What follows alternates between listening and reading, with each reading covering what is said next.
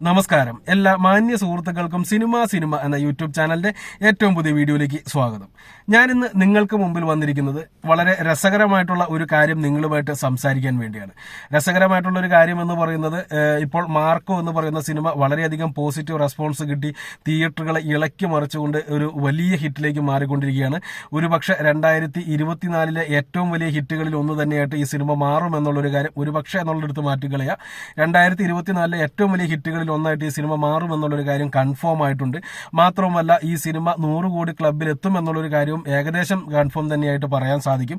2 ദിവസം കഴിയുമ്പോഴേക്കും 20 കോടിക്ക് മുകളിൽ കളക്ഷൻ നേടിയ സിനിമ ഇന്ന് ഞായറാഴ്ചയാണ്. 3 ദിവസം കൊണ്ട് 35 കോടി രൂപയിലേക്ക് എത്തിയാലും അത്ഭുതപ്പെടാനില്ല.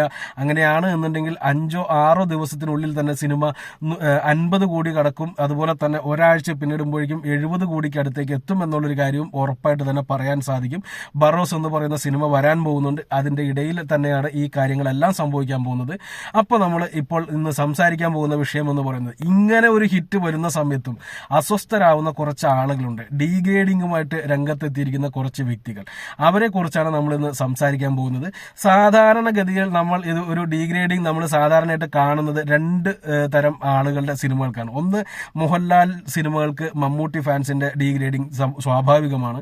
മമ്മൂട്ടി സിനിമകൾക്ക് മോഹൻലാൽ ഫാൻസിന്റെ ഡീഗ്രേഡിങ് സ്വാഭാവികമാണ്. ഇവർ രണ്ടുപേരും ഇത് അംഗീകരിക്കില്ല എന്നുണ്ടെങ്കിലും കോമൺ സെൻസുള്ള ഏതൊരു സാധാരണ മനുഷ്യനും ഇത് കാണുമ്പോൾ മനസ്സിലാക്കാൻ സാധിക്കും ഇത് ആരാണ് ഡീഗ്രേഡ് ചെയ്തുകൊണ്ടിരിക്കുന്നത്.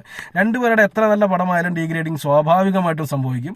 അതിനുശേഷം പിന്നീട് വേറെ ആർക്കെങ്കിലും ഒരു ഡീഗ്രേഡിങ് നേരിടേണ്ടി വരികയാണ് എന്നുണ്ടെങ്കിൽ അത് ചില പ്രത്യേക സാഹചര്യങ്ങളിലാണ് എന്ന് നമുക്ക് കാണാൻ സാധിക്കും. ആ പ്രത്യേക സാഹചര്യം എന്താണെന്ന് ഇപ്പോൾ നമുക്ക് സംസാരിക്കാം.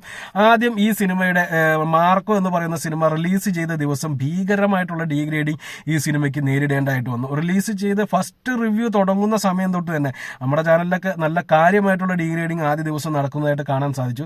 നമ്മളെ തെറി വിളിക്കുന്നതോ അല്ലെങ്കിൽ നമ്മൾ പടം കണ്ടില്ല എന്ന് പറയുന്നതോ ഒക്കെ അത് സ്വാഭാവികമായിട്ടും വരുന്ന ഒരു കോമൺ കമന്റുകളാണ്.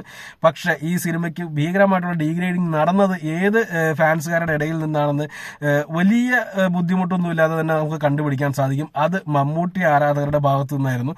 അവർ ഈ സിനിമയ്ക്ക് ഡീഗ്രേഡിങ് ചെയ്യാനുണ്ടായ കാരണം എന്താണെന്ന് ചോദിച്ചാൽ ഒറ്റ കാരണം മാത്രമേ പറയാനുള്ളൂ. അവർക്ക് ഒരു ചെറിയ ഭയമുണ്ട്. ആ ഒരു ഭയം എന്താണെന്നൊന്നും ഞാൻ പറയാൻ പോകുന്നില്ല.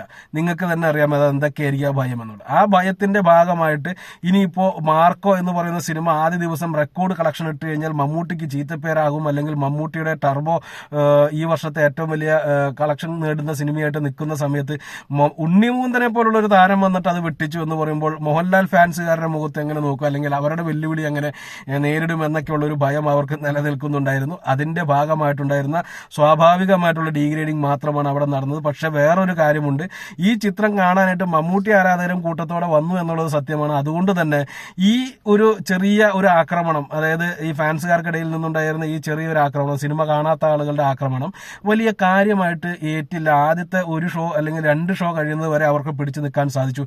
പിന്നീട് അവരെ കൂട്ടത്തോടെ ആക്രമിച്ച് ഓടിക്കുന്ന കാഴ്ചയാണ് നമുക്ക് കാണാൻ സാധിച്ചത്. ഉണ്ണി മുകുന്ദൻ അങ്ങനെ പ്രത്യേകിച്ച് ഫാൻസ് ഒന്നുമില്ല. അവിടെ വന്നത് ഈ പറഞ്ഞ സിനിമയുടെ മാർക്കോ എന്ന് പറയുന്ന സിനിമയുടെ ഫാൻസ് ആയിരുന്നു. അതുകൊണ്ട് തന്നെ അതിന്റെ ശക്തിയോളം വരില്ല വേറെ ഒരു നടന്റെ ഫാൻസും. കാരണം ഒരു സിനിമ ഇഷ്ടപ്പെട്ടു വരുന്നവർക്ക് കൂട്ടത്തോടെ ആക്രമിക്കും എന്നുള്ളൊരു കാര്യം ഉറപ്പാണ്. അപ്പൊ ആ ഒരു ആക്രമണത്തിന് മുന്നിൽ പിടിച്ചു നിൽക്കാൻ ഈ പറഞ്ഞ ആദ്യ ദിവസം മമ്മൂട്ടി ആരാധകർക്ക് സാധിച്ചില്ല.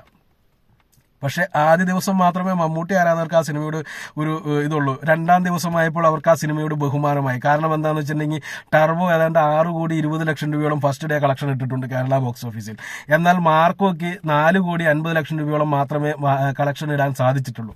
അവിടെ വേറൊരു കൂട്ടർ ഉയർത്തെഴുന്നേൽക്കുന്നത് നമുക്ക് കാണാൻ സാധിക്കും. അത് വേറെയൊന്നുമില്ല, മാർക്കോ പോലുള്ള ഒരു ഹിറ്റ് ചിത്രത്തിന്, അതായത് ഫസ്റ്റ് ഡേ കേരളത്തിലെ ഒട്ടുമിക്ക തിയേറ്ററുകളിലും തന്നെ ടിക്കറ്റ് ഉണ്ടായിരുന്നില്ല. ശരിക്കും പറഞ്ഞാൽ തിങ്കളാഴ്ചയോട് കൂടിയൊക്കെയാണ് പലയിടത്തും ടിക്കറ്റ് അവൈലബിൾ ആയിട്ട് കാണുന്നുള്ളൂ. അപ്പോൾ അത്ര വലിയ ബുക്കിംഗ് ഉള്ള ഒരു സിനിമയ്ക്ക് 4.5 കോടിയെ കിട്ടിയുള്ളൂ എന്ന് പറയുമ്പോൾ തീർച്ചയായിട്ടും ടർബോ എന്ന് പറയുന്നത് വെറും തള്ളു മാത്രമാണ് എന്ന് പറഞ്ഞിട്ട് വേറൊരു വിഭാഗം രംഗത്ത് വരുന്നത് കാണാൻ സാധിച്ചു. ആ വിഭാഗത്തിന്റെ ലക്ഷ്യം എന്തായിരുന്നു എന്ന് വെച്ചിട്ടുണ്ടെങ്കിൽ മമ്മൂട്ടി ആരാധകരെ ഒന്ന് ചൊറിയുക എന്നുള്ളത് മാത്രമായിരുന്നു. സത്യത്തിൽ ടർബോയുടെ റിലീസ് ചെയ്ത തിയേറ്ററുകളുടെ എണ്ണം, ആ സമയത്തുണ്ടായിരുന്ന എതിരാളികളുടെ വലുപ്പം, ഇതൊക്കെ വെച്ച് നോക്കുന്ന സമയത്ത് ടർബോയ്ക്ക് വലിയ ബുദ്ധിമുട്ടൊന്നും ഉണ്ടായിരുന്നില്ല ഈ 6 കോടി 20 ലക്ഷം രൂപ നേടിയെടുക്കാൻ. എന്നാൽ ഇവിടെ ഉണ്ണിമൂന്നന്റെ ചിത്രത്തിലേക്ക് വരുന്ന സമയത്ത് മാർക്കോ എന്ന് പറയുന്ന സിനിമ റിലീസ് ചെയ്യുന്ന സമയത്തിന് തൊട്ട് മുമ്പ് തന്നെ റൈഫിൾ ക്ലബ്ബ് എന്ന് പറയുന്ന ഒരു സിനിമ റിലീസ് ചെയ്തിട്ടുണ്ട്. അത് ആഷിഖ് കപൂർ സംവിധാനം ചെയ്ത ചിത്രമാണ്. തീർച്ചയായിട്ടും ആഷിഖ് കപൂർ ചിത്രങ്ങൾക്ക് കിട്ടുന്ന ഒരു കൗണ്ട് ഓഫ് തിയേറ്റേഴ്സ് ആ സിനിമ കളക്ട് ചെയ്തു. ED എന്ന് പറയുന്ന മറ്റൊരു ചെറിയ സിനിമയാണ് എങ്കിലും നമ്മുടെ ലിസ്റ്റിൻ സ്റ്റീഫന്റെ പ്രൊഡക്ഷനിൽ വരുന്ന ഒരു സിനിമയാണ് ആ സിനിമ. തീർച്ചയായിട്ടും ലിസ്റ്റിൻ സ്റ്റീഫൻ പിടിക്കാവുന്ന ഒരു തിയേറ്ററുകളുടെ എണ്ണമുണ്ട്. ആ തിയേറ്ററുകളുടെ എണ്ണം ഈ ED എന്ന് പറയുന്ന സിനിമയും പിടിച്ചു. പിന്നീട് വരുന്ന ചുരുക്കം തിയേറ്ററുകളിൽ മാത്രമാണ് നമ്മുടെ മാർക്കോ എന്ന് പറയുന്ന സിനിമയ്ക്ക് റിലീസ് ചെയ്യാൻ സാധിച്ചത്. അപ്പൊ അതൊക്കെ ഒരു ഘടകമാണ് ഫസ്റ്റ് ഡേ റെക്കോർഡ് ഇടുന്ന സമയത്ത്. എന്നാൽ രണ്ടാം ദിവസം ഇതാണ് സംഭവിച്ചതെന്നുണ്ടെങ്കിൽ മൂന്നാം ദിവസത്തേക്ക് കടക്കുന്ന സമയത്ത് അല്ലെങ്കിൽ ഇന്നലെ രാത്രിയോട് കൂടി തന്നെ മോഹൻലാൽ ഫാൻസ് രംഗത്തിറങ്ങിയിട്ടുണ്ട് ഈ സിനിമയ്ക്കെതിരെ.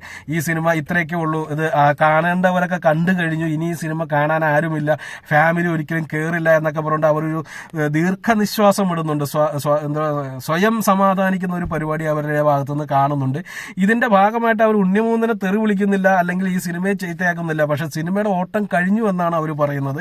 അതിന്റെ ലക്ഷ്യം എന്താണെന്ന് വെച്ച് കഴിഞ്ഞാൽ അത് വേറെ ഒന്നുമല്ല, അടുത്ത ആഴ്ച ബറോസ് എന്ന് പറയുന്ന സിനിമ വരുന്നുണ്ട്. അപ്പോൾ ഇതിനു മുമ്പ് തന്നെ ഈ സിനിമയുടെ ഓട്ടം കഴിഞ്ഞു എന്ന് സ്വയം സമാധാനിക്കുകയാണ് എങ്കിൽ ബറോസ് എന്ന് പറയുന്ന സിനിമയ്ക്ക് അത്യാവശ്യം തിയേറ്ററുകളും കിട്ടും, അത്യാവശ്യം കളക്ഷനും കിട്ടും എന്നുള്ള ഒരു തെറ്റിദ്ധാരണ മാത്രമാണ് അവിടെ സംഭവിക്കുന്നത്. എന്ത് തന്നെയായാലും ആ സിനിമ ഇറങ്ങട്ടെ. അപ്പൊ ഇതെല്ലാം ഫാൻസുകാർക്കിടയിൽ നിന്നുള്ള കോമഡി ഡീഗ്രേഡിംഗ് ആണ് എന്നുണ്ടെങ്കിൽ, അല്ലെങ്കിൽ സ്വാഭാവികമായിട്ടും നമ്മൾ കാണുന്ന ഡീഗ്രേഡിംഗ് ആണ് എന്നുണ്ടെങ്കിൽ മറ്റൊരു വിഭാഗം കൂടി ഈ സിനിമയ്ക്കെതിരെ രംഗത്തിറങ്ങിയിട്ടുണ്ട്. ആ ഒരു വിഭാഗത്തെ കുറിച്ച് നമ്മൾ റിവ്യൂ ചെയ്യുന്ന സമയത്ത് തന്നെ പറഞ്ഞതാണ്. അത് വേറെ ആരുമല്ല, നന്മമരങ്ങൾ എന്ന് വിളിക്കുന്ന കുറച്ച് ഊളകൾ.